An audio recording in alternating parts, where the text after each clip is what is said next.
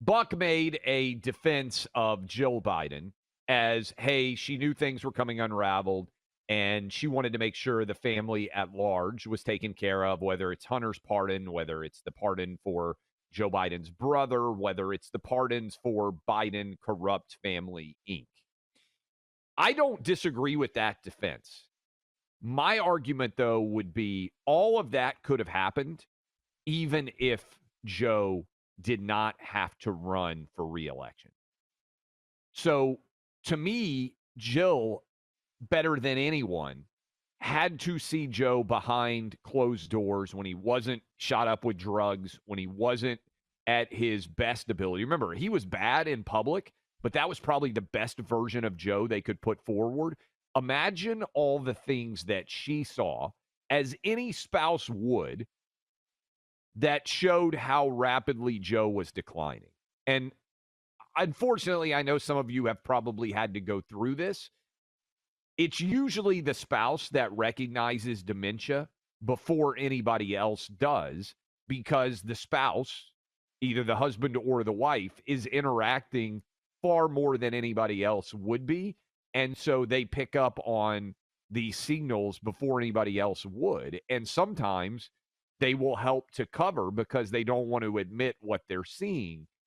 But to me, Jill, certainly by 2022, I think it was reckless for them to run Joe. And I think Joe Biden's mental and physical decline would have revealed itself, Buck, if COVID hadn't happened, because I don't think they would have been able to hide him. And I think on the campaign trail, he would have given away his decline in a way that he didn't when they were having him in the basement campaign. Yeah, look, I don't want us to go too deep into Bidenology at this phase. He's a complete political irrelevancy, and we got some big things that Trump is handling right now in this moment. I would just say, I think that Jill saw this whole thing as the family business extended through old man Biden, and wanted to maximize the leverage for him and the family going forward. Clay, I think if she had talked about it too early, there would have been pressure on him to step down. That's the other part of this, right? There would have been and pressure to step down and not do the pardon. Think about it, right? Let's say it's January 2024. Finally, she says, "Look, Joe Biden is," and that would have been late, but not super late, as what they did. And my husband is having, health issues, whatever. Well, if he's not healthy enough in January to run, he's not healthy enough to stay as president. He gets pressure to step down. Kamala ascends. Then they'd say, well, hold on, you will totally hurt Kamala's chances if the corruption of the Biden family is front loaded into the election cycle. So I'm just saying, look, is Jill ruthless and awful? Absolutely.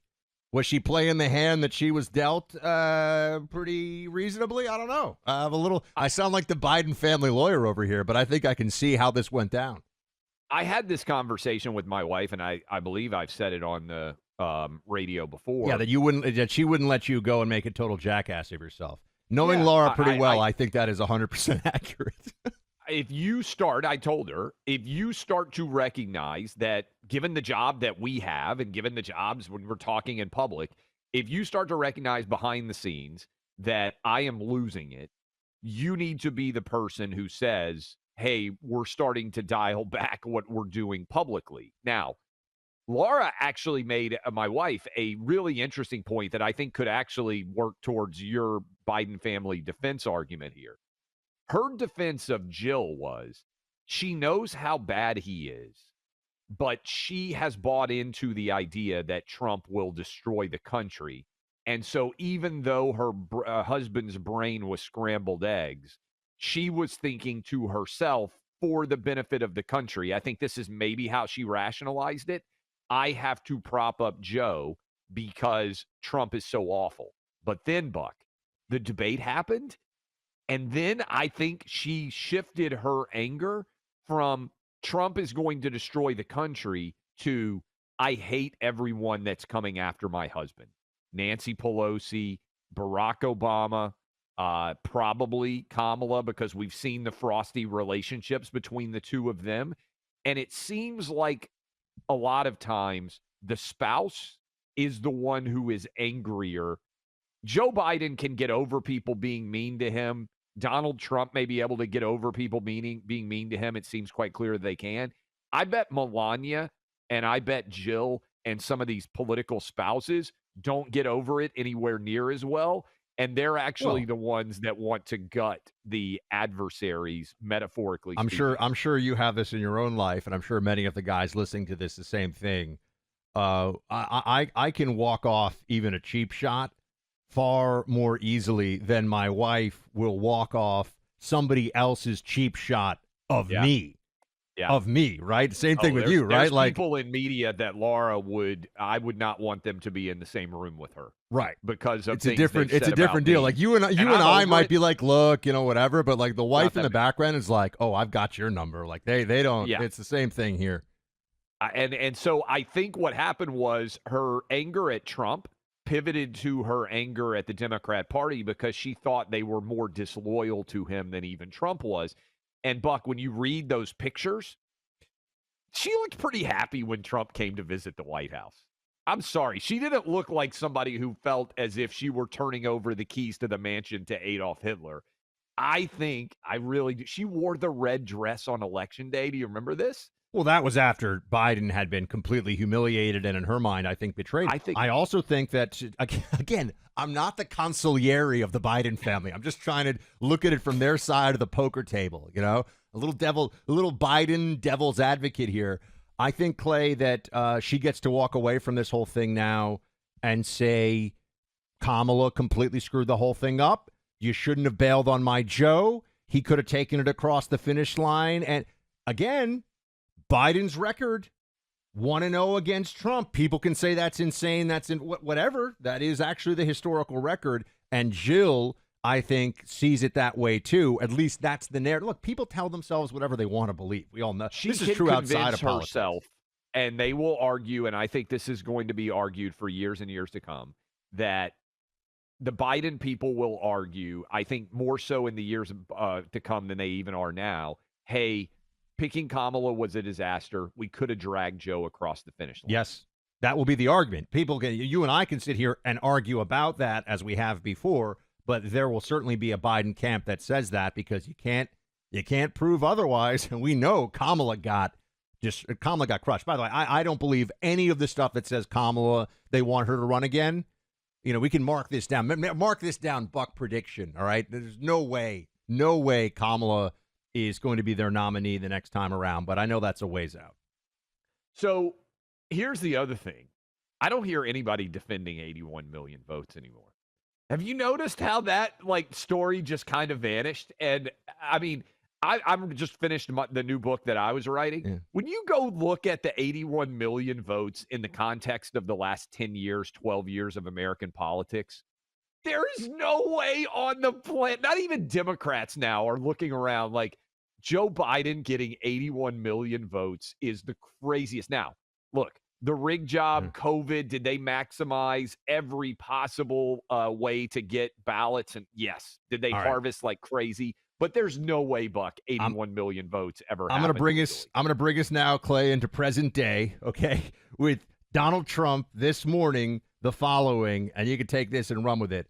How can Biden let millions of criminals into our country, totally unchecked and unvetted, with no legal authority to do so, yet I, in order to make up for this assault to our nation, am expected to go through a lengthy legal process separately for each and every criminal alien? As usual, two different standards, only leading to complete and total destruction of the USA. And then I love it in all caps. Make America great again. I think this is the fundamental question that faces the country right now, more so even than the tariffs and the economy stuff, which I know is getting a bit of focus again because the market is seesawing, down yesterday, up today. Put that aside for a moment. We'll get back to it. Clay, what does it mean if even when you have a Republican administration, the Democrats can flood the country and there's no way to unflood it, which is really essentially what the courts are going to be deciding here, or at least that's what the courts are lining themselves up for. I don't know what to tell people. I don't know what the answer is if Trump can't actually do the deportations of I'm talking just Biden arrivals now. Not talking about, someone's abuelo who's been here since 1992. I'm talking about the people that just arrived illegally as part of the scam. We could talk about that other thing later. If Trump can't get rid of them, do we have a country really that is worthy of the name? Or what is this place? No, I mean, this is what I said yesterday, and I probably should just make it simple. It's a math problem. You cannot deport, right now we're doing around 350,000 people a year. If that is the rate by which we will deport illegal immigrants, just in the 4 years that Biden let 10 million plus in, it will take us about 30 years to get those people out. That's presuming that there's not going to be some other Democrat who opens the borders wide open again. That was their gamble. Their gamble was once these people get here, they're never going home. And eventually there's going to have to be a solution for them. They're playing a game that's generational in nature. And Trump is trying to fight back against it. And the standards that he's allowed to fight with are completely different than the ones that Biden was allowed to put in place, which is why the Abreu Garcia story is interesting. It's not really about him. It's about what are the protocols and processes by which Trump can accelerate the deportation from people inside the country, not rejecting people at the southern border, which he has satisfied and now solved that problem. The next equation here is how do you get the 10 million plus in the last 4 years out? And to say nothing of what was the number I gave you, 25 million, and you came up with a number of 30 million. We don't even know what the total number of illegals living in the country right now actually is. It's interesting. I just told my brother the other day, I said, we've got a great new sponsor on the show. As you know, my older brother and I were just shooting this past weekend. We go shooting a lot together, and he is somebody who conceal carry. He conceal carries all the time. He's just a big believer in it. And I said, Mace, I'm going to get you signed up. You've got to try USCCA. It's so funny. He goes, I've been a USCCA member for years, Buck. I didn't even realize. He goes, look, if you're going to be concealed carrying as much as I am, you were trying to make sure you wanted to make sure he was covered. Yeah, I want to make sure he's covered. About this, everything, and he's been covered for years. He laughed at me. He's like, I've been covered by USCCA for years. He's like, you should have asked me about this before. I said, well, I just learned, and they're a sponsor, and they're amazing. So yeah, Mason has been a USCCA member for years already before they ever partnered with us on this show. I'm a member now because now I realize I've only been in Florida for a couple of years, so I haven't been able to conceal carry for very long. And obviously, you can't just do that in New York and get arrested. So USCCA, though, is something you got to have if you're a gun owner. Because remember, it's not just about concealed carry. If you use a firearm in defense of your home, your family, you need to have USCCA. Tens of millions of dollars in legal fees have been covered by for USCCA members who have acted in self-defense. Every member also gets access to a 24/7 critical response team and attorney network in the event of a self-defense incident. When I was taking my concealed carry class down here, which isn't even necessary in Florida anymore, but I wanted to do it anyway so I could go over the fundamentals of the law in this state, my instructor said, I think you guys should all get USCCA. I'm just telling you, he said that. And he said that one of the guys that he knew that had to defend himself had to call a lawyer, and guess what? He called a lawyer from the USCCA network. But you got to be a member to get these benefits. 100% satisfaction guaranteed. Your membership is backed by the USCCA 30-day, 100% money-back bulletproof guarantee. Download the free Concealed Carry and Family Defense Guide at this website, uscca.com/buck. That's uscca.com/buck. If my own brother has had this for years and says you absolutely have to if you're going to carry or just be a firearms owner, trust me, you need to get USCCA too. Go to uscca.com.